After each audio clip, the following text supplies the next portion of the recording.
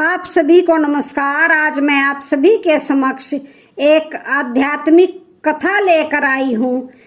शिव जी की रुद्राक्ष माला। भगवान शिव के रुद्राक्ष माला का महत्व, महिमा। तो श्रवण करते हैं ये कहानी। राजस्थान के एक छोटे से कस्बे में दो भगवत भक्तों का जन्म हुआ। दोनों ही बड़े कर्तव्यनिष्ठ और श्रद्धावान थे। बचपन से लेकर जवानी तक दोनों ने साथ में अपना जीवन व्यतीत किया और जैसे ही बड़े होते गए घर वालों ने जिम्मेदारी का बोझ डाल दिया।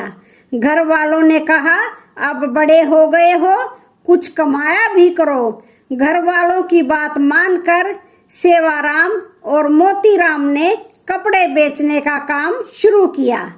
कंधे पर कपड़ों के गट्ठर बांधकर वह गली गली, गांव गांव कपड़े बेचने जाते थे।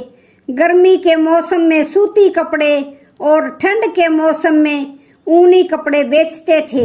एक बार दोनों दोस्त किसी गांव में सर्दी के मौसम में कपड़े बेचने जा रहे थे। तभी सेवाराम की नजर एक वृद्ध महिला पर गई। वह वृद्ध महिला बड़ी तीखी ठंड में कांप रही थी। सेवाराम को दया आ गई और उसने अपने कपड़े की गट्ठर से एक कंबल निकालकर उस वृद्ध माता को दे दिया। वृद्ध माता को जब वह कंबल प्राप्त हुआ तो वह बड़ी प्रसन्न हुई और दिल से आशीर्वाद दिया, तुम दोनों दोस्त बड़े प्रसन्न रहोगे। भगवान का आशीर्वाद सदा तुम पर बना रहेगा। और मन से ऐसा आशीर्वाद निकल ही रहा था, तभी वह बुजुर्ग कहने लगी, तुम थोड़ी देर मेरे घर के बाहर रुको, मैं घर में अंदर से कुछ लेकर आती हूँ, उसे अपने साथ रखना। और वह ऐसा कहकर घर के अंदर चली गई और घर में स्थापित एक छोटी सी भगवान शंकर की मूर्ति लेकर बाहर आई और सेवाराम को हाथ में देते हुए कहने लगी, यह मेरे भोलेनाथ हैं, तुम इनकी सेवा करना। उनकी कृपा से तुम्हारे पास बहुत सी दुकानें हो जाएंगी और फिर तुम सेठ जी बनकर कमाते रहना, फिर तुम्हें भटकना नहीं पड़ेगा। उस वृद्धा की बात सुनकर मोतीराम खिज सा गया और माता से कहा, माता हमें आशीर्वाद भले दो, पर हमारे साथ ऐसा मजाक ना करो। हम गली गली घूमकर कपड़े बेचते हैं, हमारे पास इतना पैसा भी नहीं बचता कि आगे चलकर कोई दुकान खोल लें। वृद्ध माता ने कहा, चिंता मत करो, भगवान भोलेनाथ सब भला करेंगे। और ऐसा कहकर उस वृद्ध माता जी ने वह मूर्ति सेवाराम के हाथों में सौंप दी। सेवाराम बड़ा श्रद्धालु किस्म का इंसान था। वह बहुत प्रसन्न हो गया और उस मूर्ति को अपने साथ अपने घर लेकर आया। दूसरे दिन दोनों व्यापार करने के लिए निकले और आज उनको व्यापार में बहुत अधिक धन मिला। धीरे धीरे व्यापार बढ़ता गया। दोनों ने मिलकर एक साइकिल ले ली। अब वह साइकिल पर सामान बेचने जाए और साइकिल के अगले हिस्से पर भगवान शंकर जी की मूर्ति को रखते थे। लोगों का विश्वास इनके प्रति बढ़ता गया और उन्होंने अपना व्यापार और बढ़ाया और एक दुकान खोल ली। अब दुकान के उद्घाटन पर उन्होंने भगवान शंकर जी की वही मूर्ति स्थापित की। लोग आए और इनसे सामान लेकर जाएं, इनकी महिमा गाएं और भगवान शंकर की मूर्ति को प्रणाम करें। अब पहले एक दुकान थी, धीरे धीरे व्यापार बढ़ने लगा। एक दुकान हुई, दूसरी दुकान हुई, तीसरी दुकान हुई और आज उस वृद्ध माता की भविष्यवाणी सच होने लगी, जो कहती थी, मेरे भोले बाबा की कृपा से तुम्हारा व्यापार बढ़ते ही जाएगा। तो दोनों दोस्त वृद्ध होने लगे। अब कभी कभी सेवाराम दुकान पर आता था और कभी कभी घर पर ही बैठ जाता था। एक दिन जैसे ही सेवाराम दुकान पर आया, मोतीराम ने कहा, मेरे दोस्त, अब तुम घर मत बैठा करो, मैं तुम्हारे बिना नहीं रह पाता हूँ।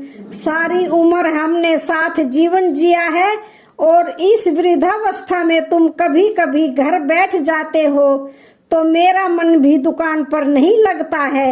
मैं तुमसे प्रार्थना करता हूँ तुम रोज आया करो, जिससे कि हम दोनों का मन बहलता रहेगा।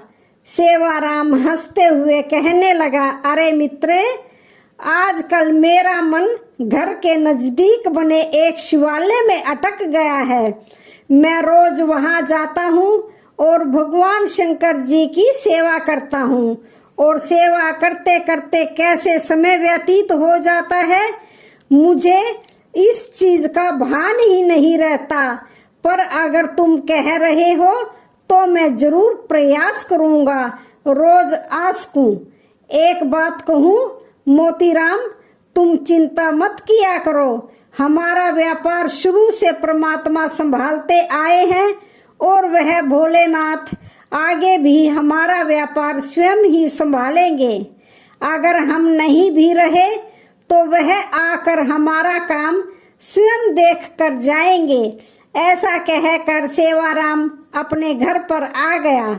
दूसरा दिन हुआ, सेवाराम दोबारा दुकान पर पहुंचा, पर आज दोपहर के 12 बज चुके थे।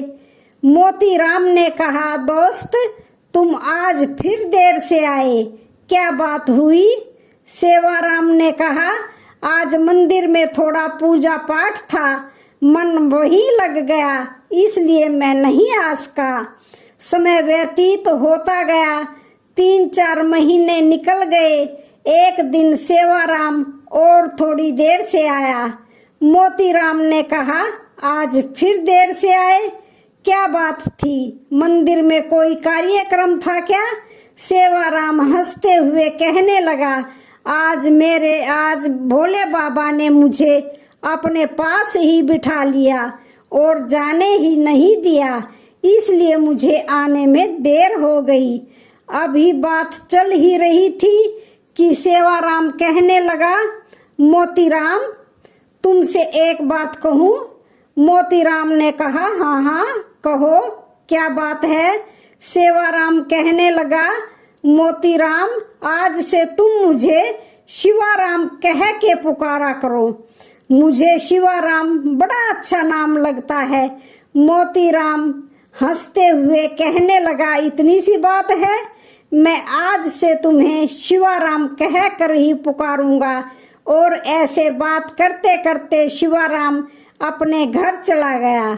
समय अपनी गति से चलता रहा। शिवाराम अपना कार्य पूरा करके दुकान से 5 बजे अपने घर की ओर चला जाता था। एक दिन शिवाराम जैसे ही घर की ओर जाने लगा, तभी मोतीराम ने कहा, अरे शिवाराम, कल तुम दुकान पर मत आना, मैं कल सुबह तुम्हारे घर पर अपनी पुत्री की शादी का कार्ड देने आऊंगा, तो मैं तुमसे घर पर ही मिलूंगा। तुम कल घर पर ही रहना, कल कहीं मत जाना। शिवाराम ने कहा, ठीक है, मैं कल तुम्हारा अपने स्थान पर इंतजार करूंगा। और ऐसा कहकर शिवाराम चला गया। मोतीराम सुबह उठा और आज अपने दोस्त के घर जाना था, तो बड़े अच्छे ढंग से तैयारी करने लगा। सामान लिया, अपने दोस्त के लिए मिठाई ली और अपने दोस्त को जो सामान खाने में पसंद था वह सारा सामान बाजार से लेकर दोस्त के घर की ओर चल पड़ा। मन में खुशी इतनी थी कि मैं अपने सच्चे दोस्त को अपनी कन्या की शादी का निमंत्रण देने जा रहा हूँ और मार्ग में जो मिलता उससे कहता, आज मैं अपने दोस्त के घर जा रहा हूँ, आज मैं अपने सखा के घर जा रहा हूँ। और ऐसी खुशी में फूलता हुआ वह सेवाराम के घर तक आ पहुंचा और जैसे ही घर के अंदर गया उसने सबसे पहले सेवाराम के पोते को अपनी गोदी में उठा लिया और उसे प्यार से सहलाते हुए पूछने लगा, बेटा दादा को बताना मत कि मैं आ गया हूँ, हम दोनों मिलकर उसे अचंभित कर देंगे। तभी वह दोनों थोड़े और अंदर गए और जैसे ही अंदर गया उसने सेवाराम की धर्मपत्नी को चक्की चलाते हुए देखा और प्रणाम करके पूछा, भाभी जी कैसी हो और भैया कैसे हैं। जब मोतीराम ने भाभी जी से यह सवाल किया तो सेवाराम की पत्नी की आंखों से आंसू आने लगे। मोतीराम कहने लगा, मैंने कुछ गलत पूछा है क्या?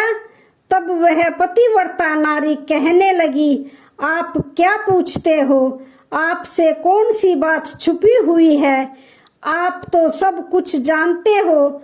आपको पता है 6 महीने पहले ही सेवाराम जी का स्वर्गवास हो गया है। उसके बाद भी आप मुझसे ऐसा दुख देने वाला सवाल पूछते हो कि सेवाराम कैसे हैं। तो बताओ मैं तुम्हें इसका क्या जवाब दूं? मोतीराम ने जब सेवाराम के स्वर्गवास का सारा हाल जाना तो उसके मन को बड़ा धक्का लगा। वह अपने आप को संभालते हुए कहने लगा, भाभी जी आप ऐसा क्यों कहते हो? सेवाराम जी तो रोज मेरी दुकान पर 12 बजे आता है और 5 बजे चला जाता है। भाभी जी ने कहा, भाई जी आप कैसा मजाक करते हो? 6 महीने पूर्व जब मेरे पति का स्वर्गवास हुआ था तब आप ही तो उनकी क्रियाक्रम की सारी विधि करने आए थे और आप ही तो हर महीने आकर हमारे घर का खर्च देकर जाते हैं। उसके बाद भी आप ऐसे सवाल कर रहे हैं। जब मोतीराम ने भाभी के मुंह से ऐसे शब्द सुने तो उसका मन बैठ सा गया और कहा, मैं तो 6 महीने से कभी यहाँ आया ही नहीं और सेवाराम तो रोज मेरी दुकान पर आता है, तो यह कैसा आश्चर्य है।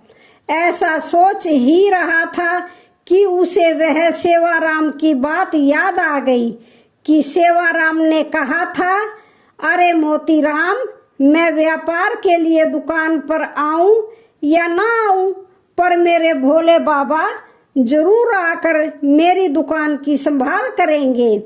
और इस बात को सोचकर मोतीराम जल्दी से सेवाराम के घर से उठा और भागते हुए अपनी दुकान की ओर आया। और जैसे ही दुकान की ओर आया तो देखता है कि आज दुकान पर सेवाराम है ही नहीं। उसके सामने वह सारा चित्र चलने लगा कि सेवाराम मेरी दुकान पर आया और 6 महीने पहले कहने लगा, अब से मेरा नाम सेवाराम नहीं है, मैं शिवाराम हूँ। मोतीराम समझ गया कि वह और कोई नहीं सेवाराम के प्रिय भगवान शंकर ही शिवाराम के रूप में मेरे पास आते थे और मेरे कहने पर वह दुकान का कार्य भी संभालते थे। और मैं कैसा नादान भगवान की माया से भ्रमित हुआ अपने दोस्त को कभी कभी प्रेम से डांट देता था और वह शंकर भगवान हंसते हंसते मेरी डांट भी सुन लेते थे। मन में यह चिंतन चल ही रहा था और सोचने लगा, मैं अभी जाकर भगवान के दर्शन करता हूँ। और ऐसा सोचकर वह अपने कार्यालय में गया।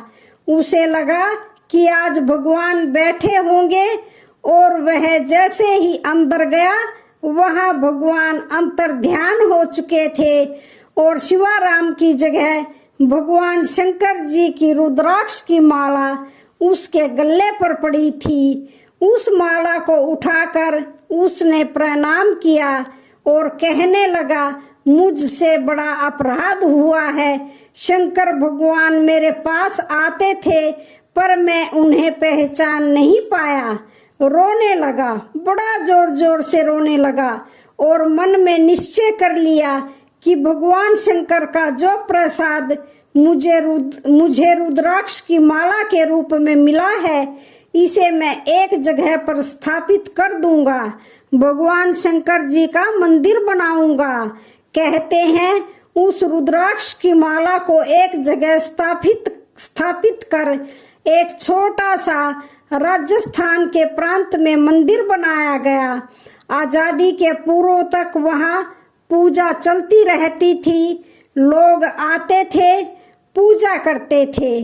कहते हैं कि एक दिन एक जिद्दी अंग्रेज उस मंदिर के बाहर से गुजरा और उसे किसी ने बताया कि यहाँ हिंदू लोग पूजा करने आते हैं, तो वह बहुत नाराज हुआ। अंदर गया और पूछने लगा किसकी पूजा होती है। किसी ने कहा यह रुद्राक्ष की माला है जो भगवान शंकर के गले से गिर गई थी, इसे ही स्थापित करके पूजा की जाती है। वह बड़ा जिद्दी था और उसने वहां से वह माला हटवा दी और कहा मैं इसे जला दूंगा। और एक चौक के बीच में अग्नि लगाकर उसने उस माला को उस आग में डाल दिया। पर भगवान का चमत्कार हुआ, वह माला तो नहीं जली, आग बड़े वेग से जलती रही, पर उस माला को रत्ती भर भी नुकसान नहीं हुआ। यह देखकर अंग्रेज बड़ा विस्मित हो गया और रात को जब अपने घर सोने गया तो भगवान शंकर जी के प्रकोप से उस अंग्रेज का सारा घर जल गया। उसके घर में कुछ भी नहीं बचा और भागता भागता वह घर से बाहर आया। तब उसे किसी ने कहा अरे मूर्ख, यह तूने क्या किया? भगवान को क्रोधित कर दिया है। जो माला तूने मंदिर से उठाई है वापस जाकर उसे मंदिर में रख कर आ, तभी तुझे शांति मिलेगी।